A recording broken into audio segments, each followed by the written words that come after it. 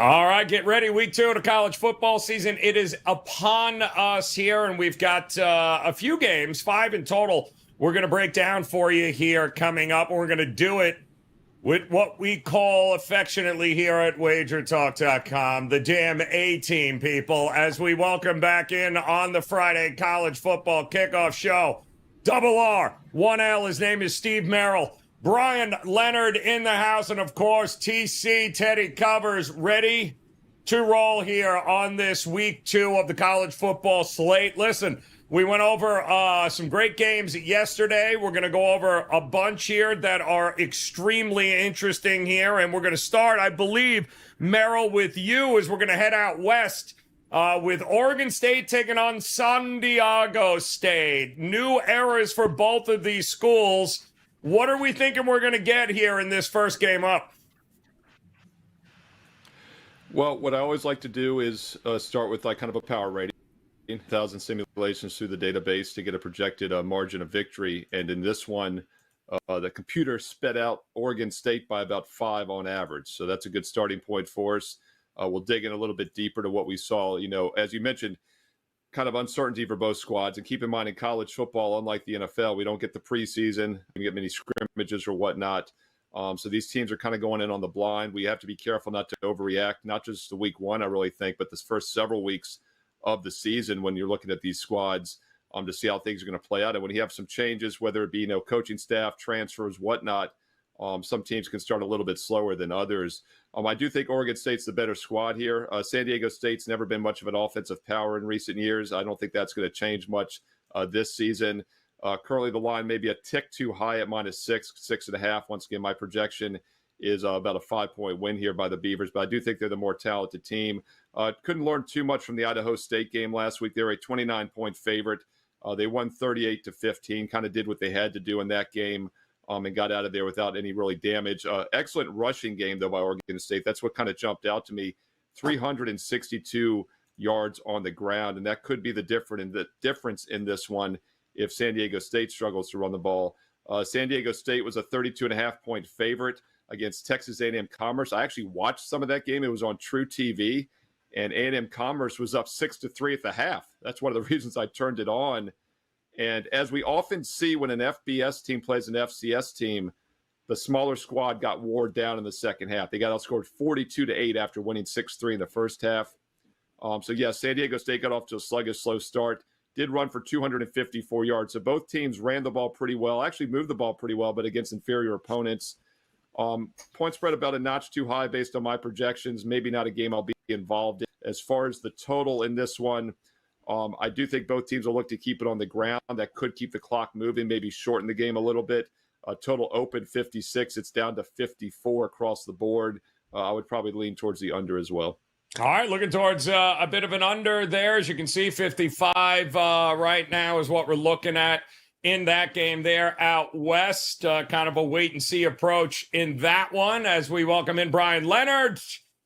And Bryan, this is an interesting game you got here. How about if I hear one more person tell me that Kansas is alive to win the Big 12, I'm going to throw up. But they are very much alive to win the Big 12, I guess, here, as they're getting ready to take on the Big 10 and Illinois. So something's got to give in this game between these two teams. What do you think we're going to see? Yeah, week 2 is always overreaction week. The problem is neither one of these teams really played a team in week 1, so I don't know if we can overreact to anything. But, you really got to like the job that Lance Leopold's done in his first 3 years here. He was a terrific moneymaker back when he was at Buffalo, and he's brought that Jayhawks program back to respectability. That said, I believe this team enters the season a bit overrated here. They're a veteran squad, but they have a new offensive coordinator as well as an unproven defensive front. They beat Lindenwood, which I have no idea where that is at, but they beat them 48-3 last week. But I don't see how that prepares them to be a substantial road favorite here against the Big Ten program. Illinois also a bit of a revenge after losing to the Jayhawks last year, 34-21. In fact, they were outgained in that game by 198 yards. That was more than they were outgained by any other team all season long, including pretty good Big Ten teams in that regard. I'm sure Brett Bellama will have no problem getting his players ready for this one after the way they looked in that game last year. And they've only got a MAC opponent on deck. So they should be fully focused here against a Kansas team that really isn't in the position of being a road favorite very often, especially against a Power 5 squad. Fighting Illini do have some concerns on both lines, and that I think is going to be a problem later in the year. But while they're still fresh, I think there's a little bit of value playing on Illinois in this one. Big Ten clubs are really tough to beat at home, very physical games, and we expect that to be the situation here. A lean with Illinois, not enough to make it a play. If we were getting a couple points more, I think I'd be on them. But at this point, just a lean on the Fighting Illini. All right, there with the home team there to get it done. Big 12 versus Big 10. You got to love week 2 of the college football season here. Feels like, Teddy, interleague play here with Major League Baseball. We're kind of mixing and matching right now. We're trying to figure out who's who, who's what. Week 2, I think Bryan Leonard alluded to it pretty well there. A lot of overreactions this week. However, you've got a game in which I don't know. Should we overreact to what Arizona State did to Wyoming last week? They've got Mississippi State coming up here. Is Mississippi State, did they underperform last year? Are they just terrible? What do we make of these two teams here? So to call week 2 overreaction week is real. That being said, week 3 is overreaction week. Week 4 is overreaction week. It happens a lot in the college football landscape. And obviously early in the season, all you have is one snapshot of what we saw from these teams last week, which is not necessarily what you expect to see from these squads all season long. By the way, Bryan, Lindenwood University, St. Charles, Missouri. I had to look that up because I didn't know where it was from either. So now we know moving forward. So Kenny Dillington walked into a really bad spot last year. Herm Edwards' final season was a disaster at Arizona State. They went 3-9 as last year, and then 3-9 in Edwards last season, and then 3-9 again last year. And they're expected to compete for last place in the Big 12 this year, not first. This is not a team I'm excited about laying a price with. Then again, when we look at the alternative, it's probably the better of these two choices. We're talking late night bailout special on ESPN, 10:30 Eastern time. I watched the Arizona State-Wyoming game last Saturday night, and it was very much Wyoming bad as opposed to Arizona State good. It was 27-0 halftime, 48-7 final. The redshirt Frost QB, Sam Levitt, was solid, 258 passing yards, 2 touchdowns, no picks. Last year, Arizona State at the quarterback position combined to throw 7 touchdown passes for the year.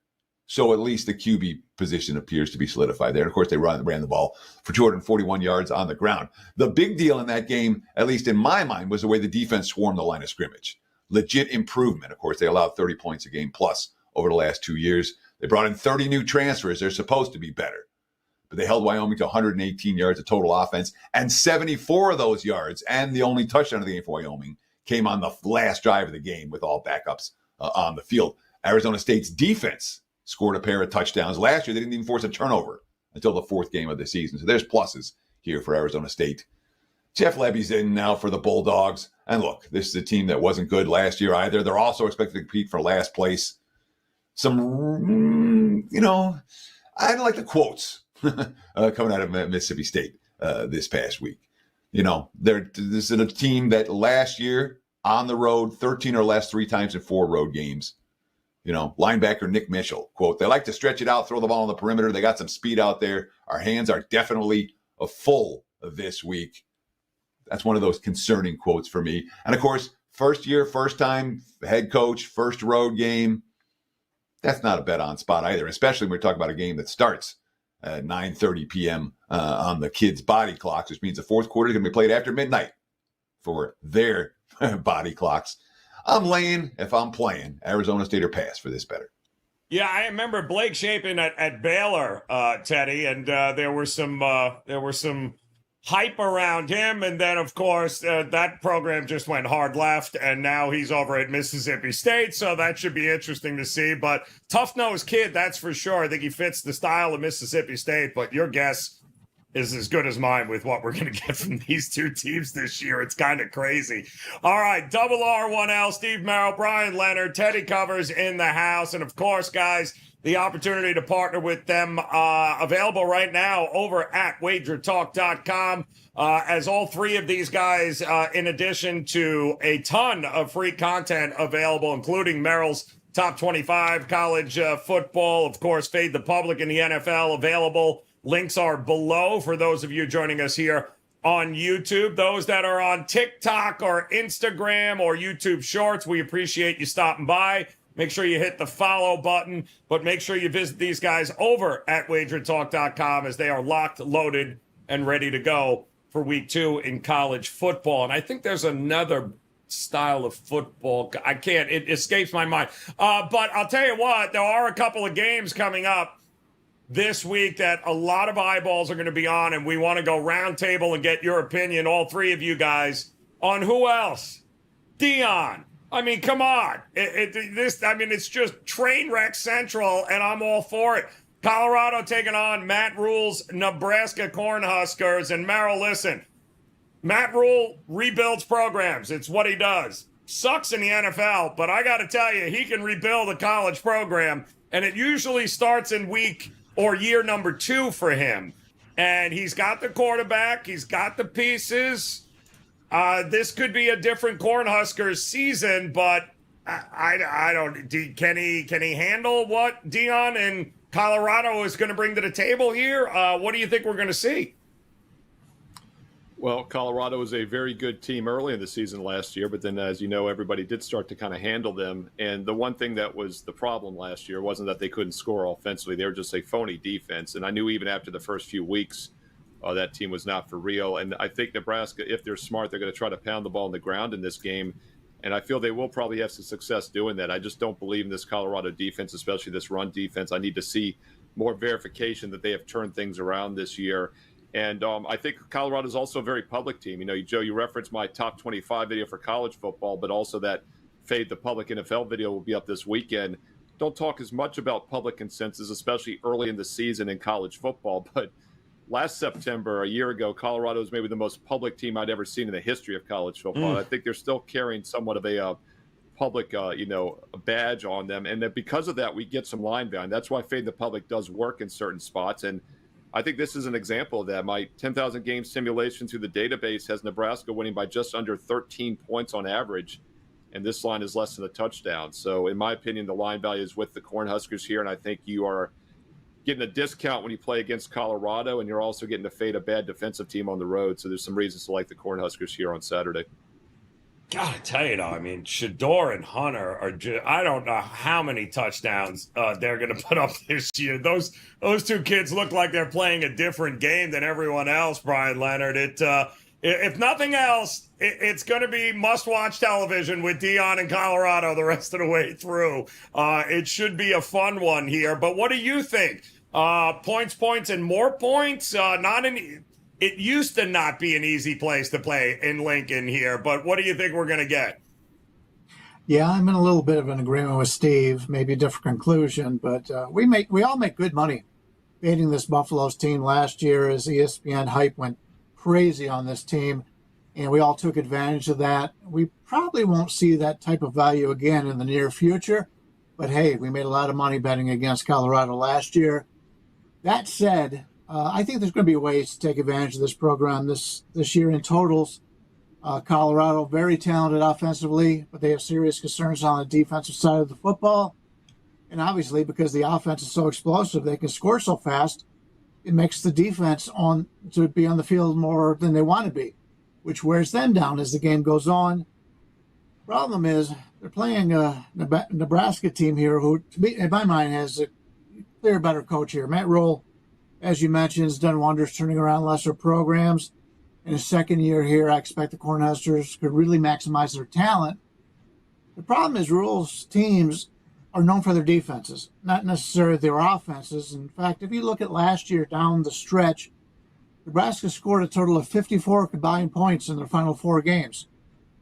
They're not facing a Big Ten defense here, though. They're facing a weak defense in Colorado State, but it's It's tough laying over a touchdown against a team that can easily produce a backdoor cover here. So I'm leaning Colorado. It may be the only time all season I'm leaning Colorado, but to get over a touchdown with a team that has made improvements offensively, no doubt about it. They brought in a nice quarterback there, but until I see it, I can't lay it. So slight lean here with Colorado. Colorado, slight lean there. Teddy, intriguing. The quarterback, Matt Rule wanted this kid. Thank goodness the family tree has ties to Nebraska. So he ended up getting him. And watching the kid throw, I'm a little curious about his delivery and his release. It looks weird, but it's always on the money. You kind of think Rule's gonna put up some points this year. They only lost what? I think the five losses by less than a score last year. So he obviously has the pieces he wants. Can he execute and get Nebraska over the hump this year? Well, I'm going to start by quoting Denny Green. Still a meme 20 years later. Colorado is what we thought they were. Right? Nebraska might not be, but Colorado is. That was very clear last week. They have an elite quarterback. We talked about it, elite wide receiver. Shedeur Sanders, Travis Hunter. The offensive line is better than it was last year. But quality depth is non-existent, and the defense isn't primed to stop solid stop units, obviously, when you're struggling. Not that North Dakota State's a pretty darn good FCS team. So the fact that they struggled at times last week as a favorite doesn't mean they're a bad dog this week. And it's worth noting this point spread, which was at 7.5 last night, is down to 6.5 in a lot of locations this morning. So we've seen around the key number of 7, the money coming for the underdog. Nebraska was impressive last week. Look, 30 first downs, 200 plus on the ground, 200 plus through the air, 500 yards overall. Merril looked great in his college debut. But make no mistake about it, this is a much tougher foe. They were 28-point favorites last week. They are playing with revenge. Last year, Colorado wins this matchup 36-14. Of course, the Buffs were +3 in turnovers, but they were also plus 113 net yards. Nebraska's offense didn't work in that game against even Colorado's defense. I'm not buying into the revenge angle. I do express Nebraska's offense to be better. And Colorado, we've heard it a couple of times already, but no one's actually said it. The Buffs are an over team. All right. Sanders going to make some plays. All right. This passing game is going to produce some quick strike touchdowns, but the defense isn't going to stop many good offenses just yet. We've seen money for the dog and money for the under this morning. I'll fade that money for the under. I think Colorado and Nebraska over. And I'm seeing 55.5s out there right now, which is clearly the cheapest number that I've seen all week. In my mind, that's the way I would look. Over Buffs, Huskers. Yeah, I'd even look team total. There's a lot of ways to carve up and over in that game, Teddy. I'm kind of with you, man. I think the points are coming. I think it's going to be one of the more entertaining games. Maybe not more entertaining than this next game that we're going to break down, which also happens to be, I think, one of the two where we pit top 25 versus top 25. Steve Merril will know all about that since he's got his top 25 video locked, loaded, ready to go. Make sure you guys check that out. The link is in the description below. But let's talk about it since we don't often talk about it because I think these schools are about 400 miles apart, and yet they've only played each other 3 times since 1911. So you don't get NC State and Tennessee very often to talk about. And yet here we are, Merril, Tennessee taking on North Carolina State. If Josh Heupel has his way, there'll be 200 points scored in this game. But I don't know if that's going to happen. What do you think we're going to get in this one coming up this weekend? Yeah, you're talking about overs in that last game. Tennessee knows something about high-scoring games. And if Josh Heupel has his way, it'll be a fast start for the Vols. And I mention that because a friend of mine, Tom Abraham, I do his ESPN radio show every week in the Tennessee Valley area. And he mentioned a couple of weeks ago that Tennessee's first-half record the last few years is over 65, almost 70% against the spread. And I don't do a lot with first halves in college football, but Tennessee has been a monster first-half team. And it makes a lot of sense. They're an explosive team, so they get out to fast starts. And I think teams also make adjustments at the half. So my point is, if you're looking to play Tennessee, definitely take a look at them in the first half. If you're looking to play NC State here, I'd recommend the full game. And that is where the value is, in my opinion. In fact, talked about public plays with Colorado. Well, Tennessee in general looks like one of the most public plays this week, both sharps and squares, I guess you could say, because the line opened 6.5.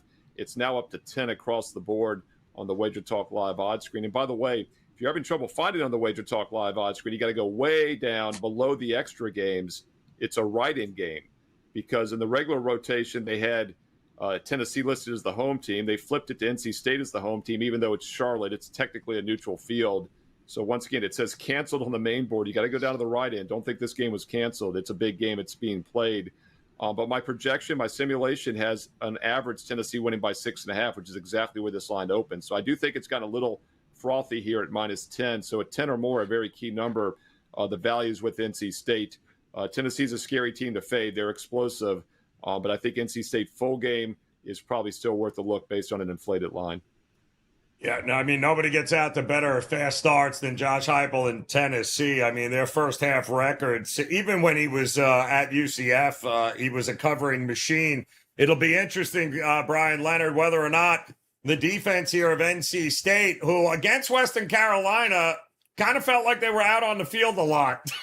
Might have gotten a little gassed in that game too as well, but they certainly had a big fourth quarter. I think shut them out 21-0 in the fourth quarter, and they pulled away. But that was that up-tempo offense of West Carolina. They ain't seen nothing yet here. Maybe that's a good first game for them because it gave them a pretty good prep for what they're going to see here against Tennessee.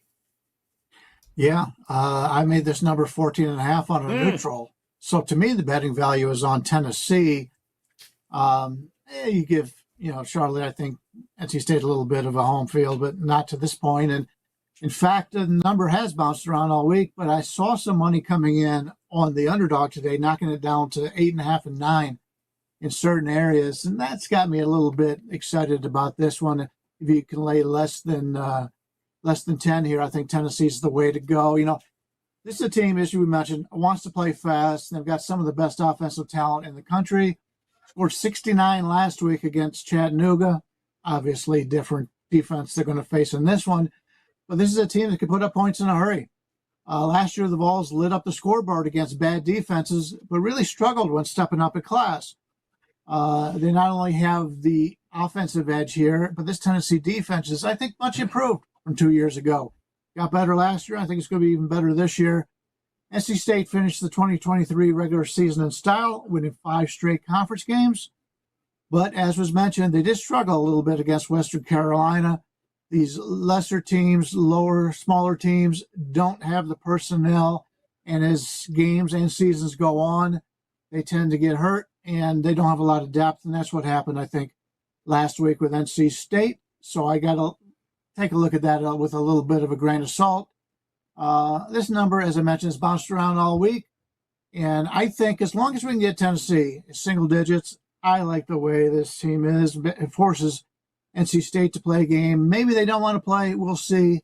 But Tennessee's an elite offense. And if you can get them laying less than 10 here, that's the way I'm looking.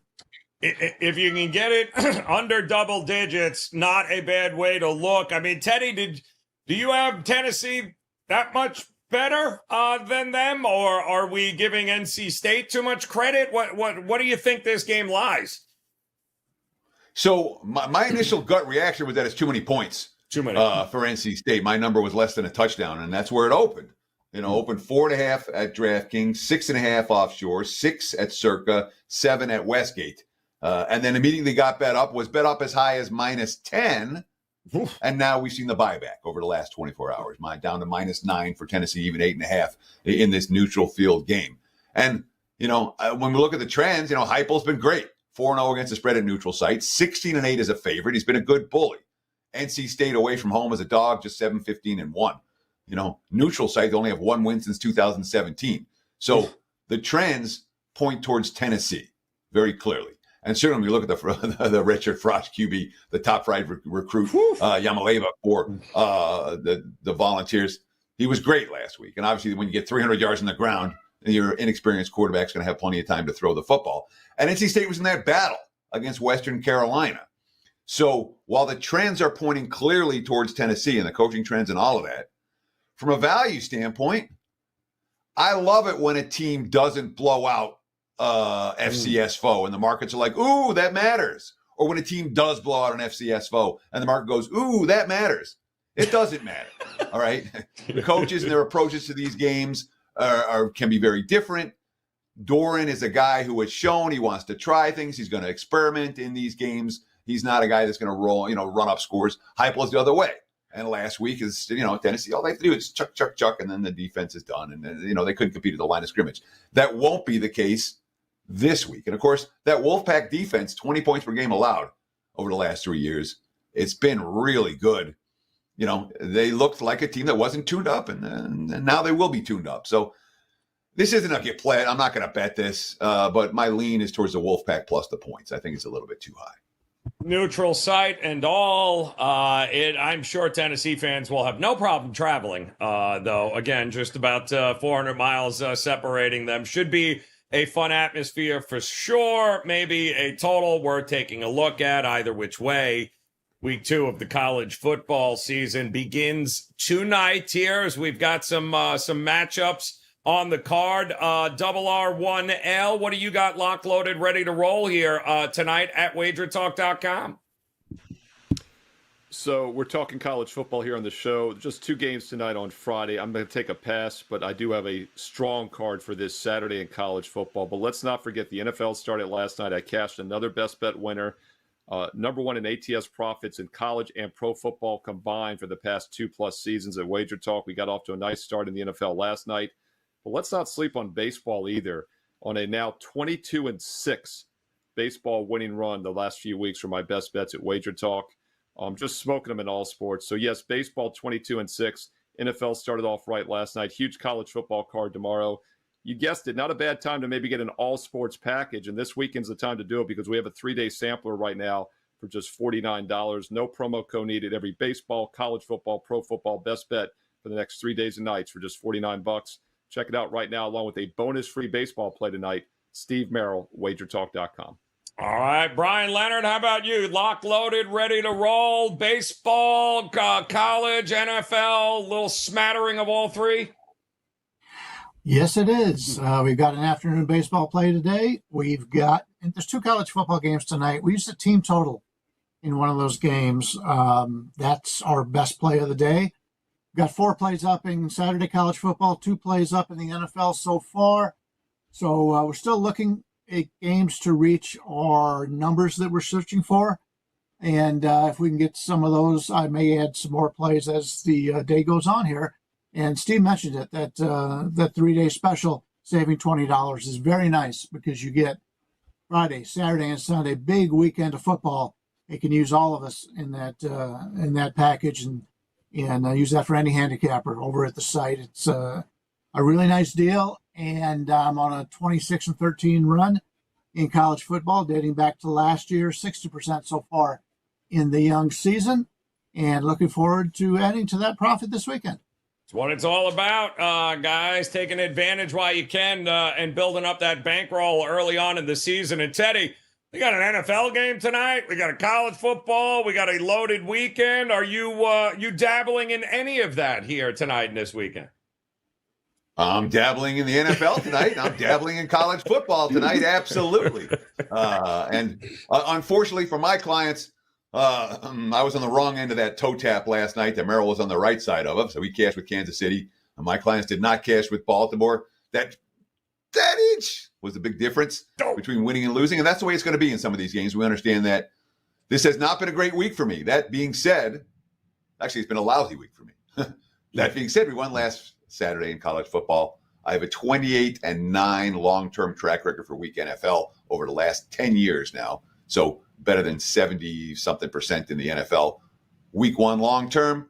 And I'm confident that this weekend will be at least as good as last weekend, which was solid. Just this weekend stunk up. So anyhow, 2 plays tonight, loaded card tomorrow, loaded card on Sunday. Get it right now, WT.buzz/TC, and take advantage of that 3-day all-access pass, just $49. You know, it would have been really great, Teddy, if, forget about the toe tap. It would have been fantastic if you didn't throw the ball 9 feet behind Zay Flowers, the player before, when he was wide open in the end zone. I digress, though. But, yes, let's all talk about the toe tap. Merril, what else you got going on here at WagerTalk.com? I believe you forgot something. I did, and this applies to all of us. We have a very special promo code for this panel today only on this show. I know we're talking baseball, we're talking the NFL, we're talking ballet and toe tapping, whatever else you and Teddy want to talk about. But look, seriously, it's a college football show. We have a 30-day all-access college football pass for just $99, and you can only get this with a special promo code, which I'm giving you right now. This is not in my top 25 video. It's not on any other shows. CFB99. CFB as in college football, 99 is in the price. If you want to get 30 days of football from either Bryan, Teddy, or myself, you got to use that promo code, and you heard it on this show only. I forgot to mention it earlier. It's for Bryan, Leonard, Teddy Covers, myself, Steve Merril, and you're not going to hear it anywhere else. You can get a 30-day package from each and every one of us for just $99 with promo code CFB99. CFB99. A special thank you for watching the show today on Friday.